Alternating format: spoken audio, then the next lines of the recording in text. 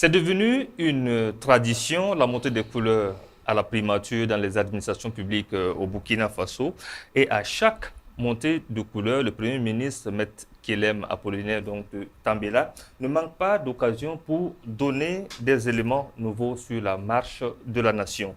Et ce mercredi 11 septembre 2024, on apprend davantage sur le drame de Bassalgo. On en parle dans ce nouveau numéro de Prime Time sur la C360. Mesdames, Messieurs, bonjour et ravi de vous retrouver. Pour les clés de lecture, je suis en compagnie de deux observateurs de la scène politique. Ils sont tous deux communicateurs. Bonjour à vous, M. Moussa Ouedraogo. Bonjour à vous, M. Dabira. Bonjour à mon copanéliste. Bonjour aux téléspectateurs de la chaîne de télé C360. Et tout le plaisir pour moi d'être sur votre plateau. Merci. Bonjour à vous, M. Marc Kwara. Bonjour, chers frères. Bonjour à tous ceux-là qui nous écoutent en ce moment. Et surtout, mon bonjour aux patriotes, surtout les camarades de la CNAVC qui ne baissent pas la garde. Et qui veillent au grain pour la bonne marche de la nation. Alors, pour bien planter le décor, nous allons revisiter un petit bout de cette sortie du Premier ministre avant de revenir sur le plateau pour le décryptage. Les gouvernements occidentaux qui prétendent défendre les droits de l'homme ne vivent aucune violation de ces droits au Chili. Bien au contraire, Pinochet était félicité et encouragé. Il a même été ennobli par le gouvernement britannique. Dans les pays dits du tiers-monde, dès qu'un seul cheveu d'un valet local de l'impérialisme est touché, l'Occident, avec toute son armada, vous tombe dessus. En revanche, un dirigeant qui lèche bien les bottes des Occidentaux peut tuer et massacrer comme il veut, avec même les encouragements de l'Occident. L'exemple du Chili en témoigne, de même que le cas des pays africains. La leçon de cette histoire est que les capitalistes impérialistes sont très rusés et savent user de tout pour parvenir à leur fin. Il y a aussi que les gens ne sont pas toujours ce qu'ils prétendent être. Qui eût cru que des syndicats censés lutter pour le mieux-être des travailleurs et de leur pays s'acoquineraient avec des capitalistes impérialistes américains pour détruire leur propre pays? On retiendra aussi que l'appât du gain et des ambitions débridées peuvent transformer l'homme en loup pour ses semblables.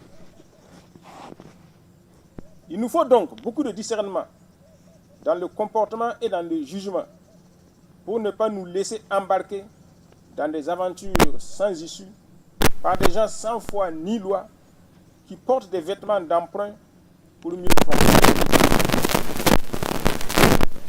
Nous sommes tous témoins du drame qui a eu lieu à Barcelone le 24 août 2024. Cela n'a pu être possible que parce que nous avons été dupés.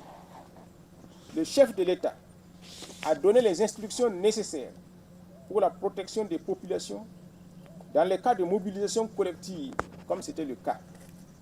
Pourquoi les consignes n'ont-elles pas été respectées?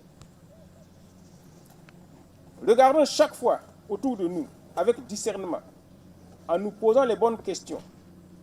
Sommes-nous certains d'avoir la bonne compréhension de chaque situation? Sommes-nous certains de n'être pas des victimes de manipulateurs pour lesquels nous ne sommes que des moyens pour atteindre leurs objectifs? Prenons le soin de méditer sur les événements du 11 septembre 1973 au Chili. Prenons conscience des réalités du moment pour ne pas être surpris par l'histoire. La patrie ou la mort, nous vaincrons. Pourquoi les consignes n'ont-elles pas été respectées, s'interroge le chef du gouvernement, M. Apollinaire Kelem de Tambela. Et pourtant, le chef de l'État a donné des instructions nécessaires pour la protection de la population dans le cadre de la mobilisation collective. Monsieur Moussa Ouedraogo, je vais commencer par vous. Déjà, quelle compréhension vous faites de cette sortie-là du Premier ministre? Alors, il prend langue avec sa population. Il faut recadrer les choses, il faut dire les choses telles qu'elles sont, et ce n'est pas n'importe où, c'est bien sûr à la montée des couleurs. Et vous savez, pour un pays, les couleurs, c'est-à-dire le drapeau, c'est le premier symbole de l'unité nationale. Et puis comparaison n'est pas raison, mais dans un passé récent, de telles déclarations allaient se faire dans des salles climatisées. Aujourd'hui, on sent que c'est un gouvernement de combat et il faut y aller. Et tout le monde est interpellé. Ben, quelle lecture? Ça veut dire que le tableau est toujours en noir. Le tableau est toujours en noir. Le tableau est toujours en noir. Mais d'aucuns ont dit, pourquoi maintenant le drame c'était depuis le 24, laisser opiner les gens avant d'apporter des précisions de taille comme ça. Non, vous savez, ce n'est pas fortuit. C'est certainement une question de calendrier et une question aussi, parce que il faut éviter les spéculations. Et il faut, quand on affirme, quand on donne des informations, il faudrait que ces informations soient fondées. Parce que certainement, il y a eu une analyse profonde, un travail au préalable. Parce que, il ne fallait pas se précipiter. Non, parce que je ne suis pas... Voilà, il faut parce pas... qu'on a vu toute la vague. Toute la vague. Il faut laisser... Chacun a opiné. Ouais, chacun a opiné. Mais il faut, c'est pas une question de probabilité, il faut aller sur des certitudes. Et là, le Premier ministre, aujourd'hui, dans sa déclaration, il fait bien de donner tout ça, de dépeindre, de dénoter tout ce qu'on vit. Et vous voyez ce qu'il a dit. Il dit que bien que le président du Faso ait donné des instructions nécessaires. Et les consignes, c'est des instructions strictes. Voilà, surtout, on ne s'amuse pas avec des instructions. Et dans un pays même qui est en guerre, et au front, ce n'est pas au marché de Rodoko, ni au marché de Paglaïri, c'est tout de même. Et il finit par s'interroger pourquoi les consignes n'ont-elles pas été respectées. Voilà, pourquoi les consignes n'ont pas été respectées pour diverses raisons. Est-ce que c'est du laxisme? Est-ce que c'est de l'ignorance? Parce que ça peut être aussi de l'ignorance. L'ignorance, c'est quoi? Pourquoi je dis ça? Parce que par ignorance, on dit qu'un comportement peut être conscient alors que sa signification effective ne l'est pas. Voilà pourquoi il interpelle tout le monde, sans exception, sans discrimination, sans division aucune. Chacun de nous doit jouer sa partition. Monsieur Makwara, quelle est la compréhension que vous faites justement de cette sortie du Premier ministre et l'interrogation qu'il pose justement pourquoi les consignes du chef d'État n'ont pas été respectées? Pourtant, les consignes ont été données, les instructions nécessaires pour qu'on n'en arrive pas là.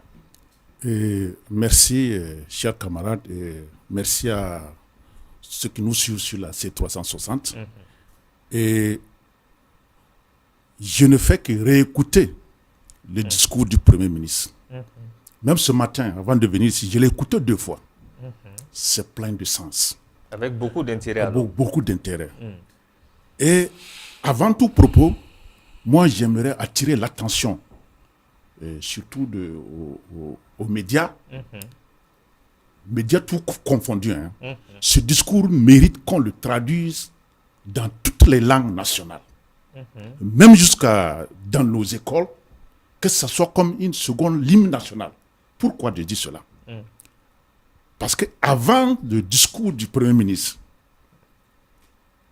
ce qu'il vient de dire, Thomas Sankara l'a dénoncé à la tribune des États-Unis et à la tribune du Conseil de l'ONU.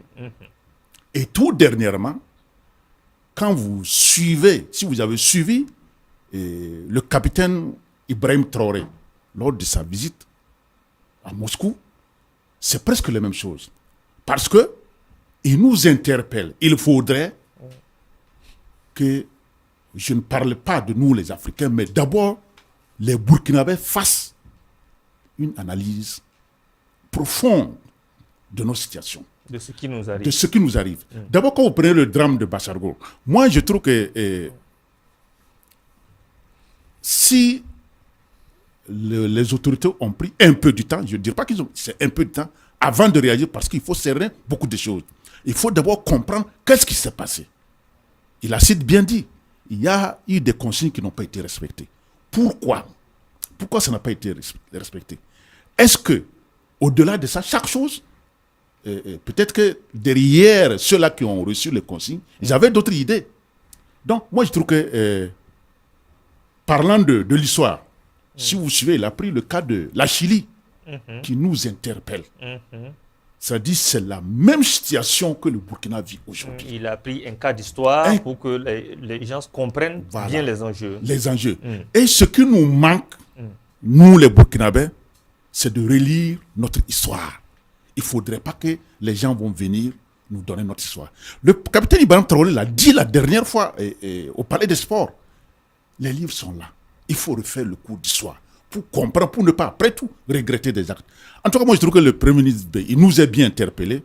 Et j'aimerais, comme je l'ai dit tantôt, que ce discours-là, qu'on le traduise dans nos langues pour que la population puisse comprendre et puis faire l'analyse et puis prendre de bonnes décisions. En tout cas, ben, c'est une sortie pleine d'interpellations, comme l'a dit M. Makwara. Alors, il dit, regardons chaque fois autour de nous avec discernement, en nous posant les bonnes questions. Sommes-nous certains d'avoir la bonne compréhension de chaque situation? Sommes-nous certains de n'être pas des victimes de manipulateurs pour lesquels nous ne sommes que des moyens pour atteindre leur objectif? C'est une interpellation claire et nette à l'endroit des populations. Oui, une interpellation, et chacun de nous est interpellé. Parce que, au-delà même de l'analyse profonde, tout un chacun doit se demander. Voilà pourquoi tantôt je parlais de cette situation d'ignorance. Est-ce que, après une telle situation, est-ce que par moment, d'une manière, c'est-à-dire lointaine, ou bien d'une manière, est-ce que je n'ai pas pactisé? Il faut qu'on se demande la question. Parce que ce qui est arrivé à Barcelone, c'est quoi? Quelque part, c'est du sabotage. On a pactisé. Bon, en tout cas, avec, c'est ce qu'il voudrait dire. Voilà, on a pactisé avec le diable, si vous voulez. C'est démoniaque, c'est odieux, c'est machiavélique, tout ce qui s'ensuit. Parce qu'on ne peut pas en arriver, bien qu'on ait donné des consignes, qu'on vive encore cette situation. Mais que c'est comme on l'a si bien dit. Il peut y arriver que ce soit, moi, je suis comptable d'une situation. Certains peuvent se laisser manipuler, voilà, par manipuler de façon consciente, voilà, de façon consciente ou inconsciente. Parce que lorsqu'on édicte certaines règles, on dit, bon, quand quelqu'un vous rencontre, quelqu'un dont vous ignorez d'où sa provenance, il ne faut pas, il y a des informations qu'il ne faudrait pas fournir. Est-ce qu'on peut parler d'ignorance aussi dans cette zone oui, non, l'ignorance c'est quoi? L'ignorance c'est quoi? C'est là qu'un comportement peut être conscient alors que sa signification effective ne l'est pas. Parce que je dis, je rends service à quelqu'un sans pour autant savoir que dans le fond, c'est ce qu'il veut. Donc chacun devrait pouvoir bien s'interroger. Voilà pourquoi il appelle à un discernement. C'est une analyse critique, c'est de l'autocritique. Chacun de nous doit se dire, la paix doit passer par moi. Monsieur Marc, voilà, c'est la même lecture que vous en faites? Évidemment, c'est la même lecture. Et la dernière fois, je disais sur ce plateau, vous savez, l'impérialisme, malgré tous les moyens mis à la disposition des valets locaux pour déstabiliser ce régime, je le disais, tous les moyens sont possibles. Ils sont prêts à utiliser tout. Et vous regardez d'abord la ville de Bassargo, c'est où? C'est le département de Kaya. Le capitaine Ibrahim Traoré a quitté où pour venir nous sauver? C'est par là. Donc, c'est dit, je peux dire que cette attaque a été préparée minutieusement. Pour toucher directement le chef de l'État. Pas le chef de l'État lui seul, même la population, pour que la population se révolte contre le chef de l'État. Donc, au-delà de ce que le Premier ministre vient de dire, il a parlé en tant que professionnel, mais en réalité, c'est ce qu'il voulait dire. Il faudrait qu'on fasse très très attention. Bon, qu'est-ce qu'en coup... Il dit qu'il faut donc beaucoup de discernement dans les comportements et dans les jugements pour ne pas nous laisser embarquer dans des aventures sans issue. Certes, c'est ça, justement, c'est ce qu'il veut dire. Pas des hommes sans foi ni loi qui portent des vêtements d'emprunt pour mieux tromper leurs victimes. Tout a été dit. Et je reviens encore pour parler de l'histoire de la Chili. C'est le même scénario que l'impérialisme a utilisé pour amener qui au pouvoir. Et celui qui est venu, on a vu qu'il était plus dictateur, plus criminel que celui que les Américains ont fait par la CIA avec l'aide des impériaux à renverser le président Salvador. Donc, dans le discours du Premier ministre, moi je trouve cela, comme je l'ai déjà parlé, hein, il faudrait que ce qui s'est passé à Bassaro, que ça ne se reproduise plus. Mais pourquoi ça ne doit plus se reproduire? Il faudrait que les consignes soient respectées. Il faudrait que chacun respecte les consignes. Et cela est sacré dans la... Cela est sacré. Si tu es burkinabé, tu as juré sur le drapeau, notre drapeau là est sacré. Il faudrait que les consignes soient respectées. Au-delà de tout, moi je peux dire que ça, est-ce qu'il n'y a pas une trahison à l'intérieur? Sinon on ne peut pas comprendre que la mobilisation générale que le président du Faso... Vous l'avez dit, le drapeau est sacré. Est-ce que c'est pour cette raison que le Premier ministre saisit souvent cette occasion de monter des couleurs pour s'exprimer? Est-ce que peut être un élément qui explique? Oui, mais c'est pour nous interpeller. Pourquoi il le fait? On dit, un bon chef, c'est celui qui donne le bon exemple. Pourquoi il le fait? Il ne peut pas imposer des gens à faire quelque chose si lui-même il ne s'attribue pas à la chose. Donc, en tout cas, c'est pour nous interpeller. Et même moi, je dirais même que ça soit même dans toutes les officines, que cela se passe, que cela se produise pour la cohésion nationale, pour que ce pays-là puisse... On a trop souffert pour que ce pays-là puisse retrouver la paix. En tout cas, cette sortie est pleine de révélations et d'indignation, hein, de façon voilée, parce qu'il parle aussi des syndicats. Dans le même temps, il dit que qui l'aurait cru que des syndicats censés lutter pour le mieux-être des travailleurs de leur pays s'acoquinerait avec des capitalistes américains pour détruire leur pays. Ah oui, c'est ce qu'on parlait tantôt, puisque l'histoire doit permettre de tirer des enseignements. Voilà, c'est des leçons. Et quand on fait référence, lorsqu'il parle même de cette locution, je dirais latine, quelque part, homo homini lupus, qui dit que l'homme est un loup pour l'homme. Voilà. Donc ça veut dire que quoi? Cette situation montre à quel niveau, jusque-là, nous sommes dans une situation où c'est le gain facile, où c'est la culture de l'individualisme, où c'est moi ou personne, mais c'est ce qui conduit à ça. Sinon, lorsqu'on pactise, et il le dit, avec l'impérialisme, c'est tout ce qui l'intéresse, c'est ses intérêts. Et si vous êtes contre, il a si bien dit, si vous léchez les bottes de l'impérialisme, bon, on vous laisse faire. Excusez-moi, entre griffes, vous vivez peinard. Mais dès lors où vous allez vous dire, non, ça, je suis avec mon peuple, qui est d'ailleurs plus intéressant, et voilà, c'est là maintenant que surviennent les problèmes. Donc, c'est pour dire que quoi, aujourd'hui, nous devons tout notre soutien à ceux qui nous dirigent aujourd'hui. Parce que jusque-là, ils ont montré l'exemplarité, ils ont montré où est-ce qu'on veut aller. C'est chacun de nous, lorsqu'il fait une remémoration de tout ça, c'est pour que quand même chacun se sente touché et que se dise qu'à partir de là, je dois changer mon comportement. Voilà, au profit de la masse. En tout cas, et il le dit, même les syndicats, toutes les classes, c'est cette solidarité, cette culture de solidarité. Toutes les classes, toutes les couches sont interpellées. Voilà. Chacun doit avoir l'intérêt supérieur de la nation. Et quand vous voyez, de façon indirecte, c'est ce qui se fait. Les intoxications, on passe par la presse, vous êtes muselés, il n'y a plus ça. C'est du libertinage. Quelque part, vous voyez, c'est tout ça là. On va passer par tous les moyens, voilà, pour arriver à leur fin. Parce que la fin justifie les moyens. Donc c'est à nous, voilà, c'est à nous vraiment. Doit pouvoir bien s'interroger, comme l'a dit le Premier ministre. Alors, M. Ouattara, alors, il dit qu'un dirigeant qui lèche bien les bottes des Occidentaux peut tuer et massacrer comme il le veut, avec même les encouragements de l'Occident. C'est interpeller encore les gens, ça fait à comprendre bien les enjeux de ce qui arrive au Burkina Faso. Oui, avant de répondre à cette question, je veux revenir un peu en arrière par rapport aux syndicats qu'on vient de parler. Et il faudrait que nos leaders syndicaux s'approprient ce discours et prendre l'exemple de l'histoire. Je reviens toujours derrière, de la Chili que le président... Il y a tant d'exemples, mais de prendre l'histoire de la Chili, où l'impérialisme a utilisé les syndicats pour leurs fins.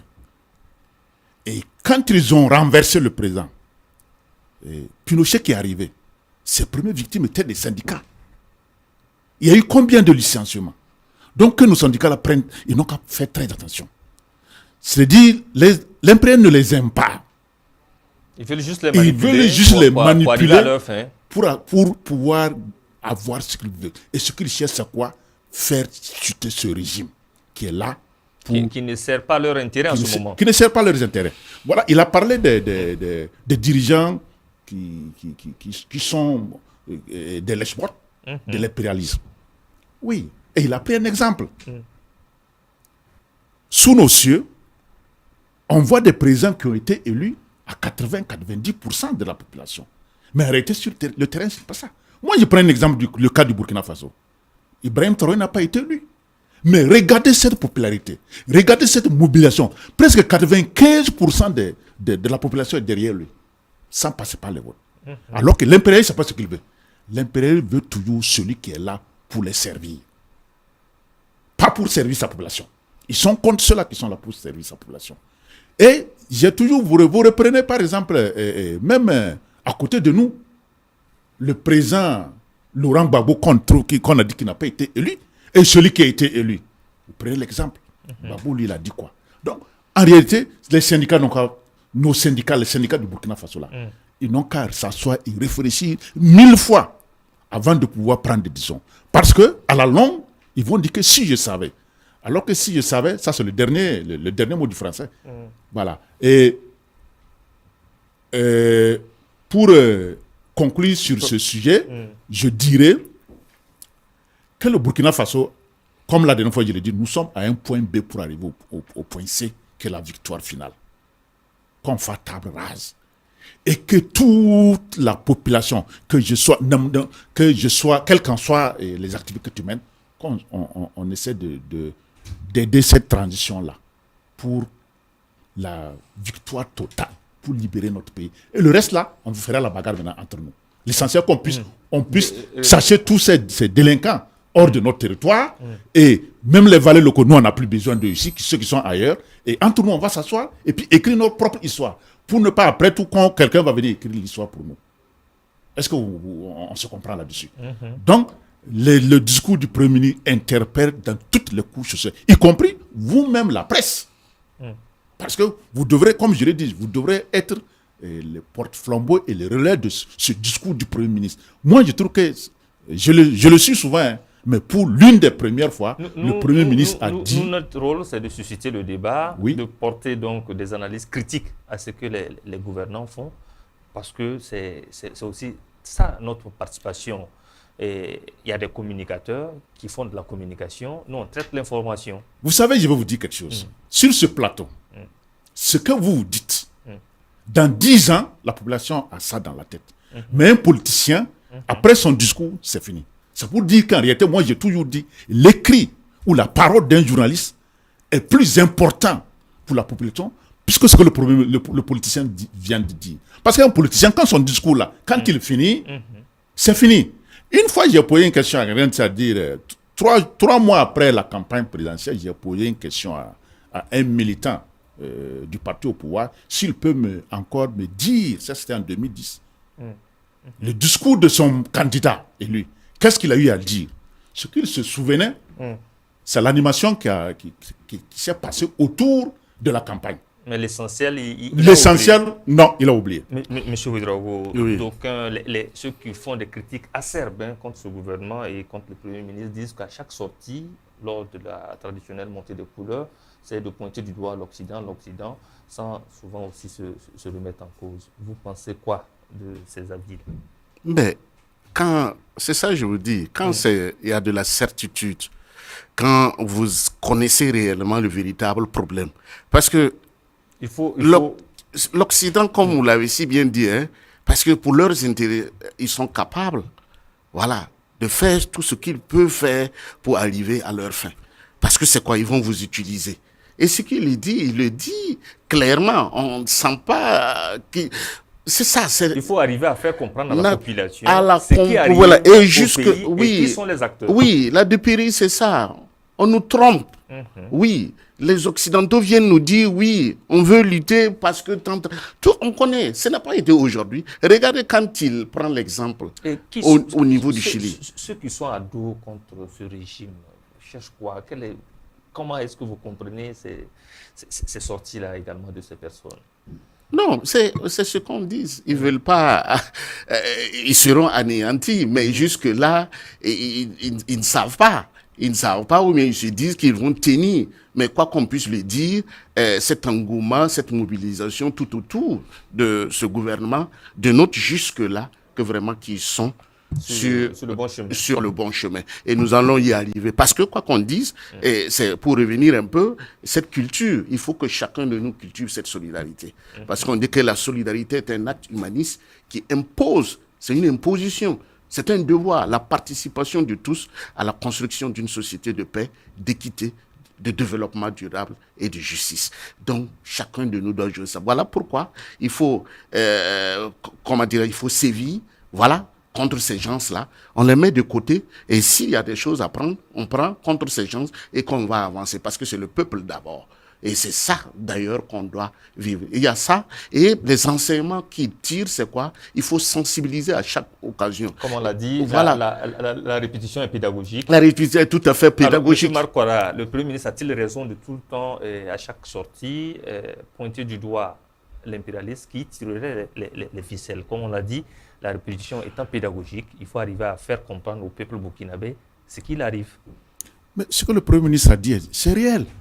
Notre situation que nous vivons, c'est l'Occident, c'est l'impérialisme, c'est eux. Donc, il faut tout le temps le rappeler aux populations. Il faut rappeler ça. Moi, chaque jour même, il faut le rappeler. Le Burkina Faso n'a pas une usine de fabrication des armes. Parce que, nous ne fabriquons pas des armes, nous ne produisons pas des armes.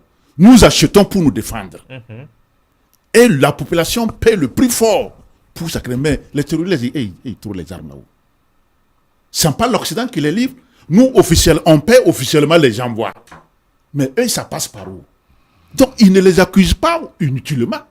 C'est parce qu'ils savent ce qu'ils disent et c'est ce qui se passe. Et tout le monde le sait. Il sait que la répétition est pédagogique. Oui. Il faut toujours saisir de l'occasion pour informer les gens de ce qui se passe. Surtout, entre guillemets, pour nous, les Burkinabés qui ont des oreilles dures, hein, il faut quand même que chaque jour, le Premier ministre, il connaît la population burkinabé. Il sait très bien que pour que nous on puisse comprendre quelque chose, il faut nous répéter ça 1000 fois, sinon 1 million de fois, et pour qu'on puisse comprendre. Et voilà, moi je trouve que la répétition qu'il est en train de nous... Étant pédagogique, il peut toujours continuer à le faire. Continuer. Et nous aussi, nous allons toujours pointer du doigt. S'ils ne veulent pas qu'on leur pointe des doigts, ou leurs valeurs locaux qui trouvent que chaque fois que nous on leur pointe des doigts, qu'ils leur disent de nous coller la paix.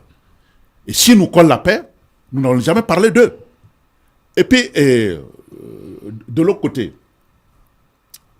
ceux qui trouvent que le gouvernement, il passe tout son temps à pointer du doigt l'impérialisme sans faire leur propre autocritique ou quoi que ce soit. Ce qu'il a dit là, il a bien dit que les consignes n'ont pas été respectées. Ça suffit.